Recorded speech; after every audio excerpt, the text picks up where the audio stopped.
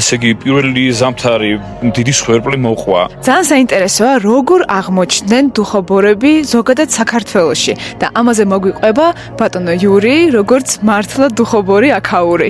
1841 წელს ნიკოლაი პირველმა ჩამოასახლა დუხაბურები ქუთაისის გუბერნიაში.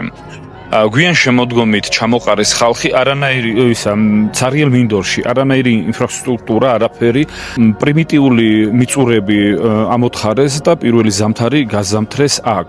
ძალიან მკაცრი ზამთარი იცოდა ადრეც და ეხლაც არის შვიდთვიანი ბუქი, სიცივე, თოვლი, ყინვა და პირველი ზამთარი დიდი სვერპლი მოყვა. პატარა იყო, ამანტყოფი იყო, მოხუცი იყო და პირველი სოფელი, რომელიც დაარსეს, სიმბოლურად დაარქვეს მოთმინება, ანუ წერპენიე.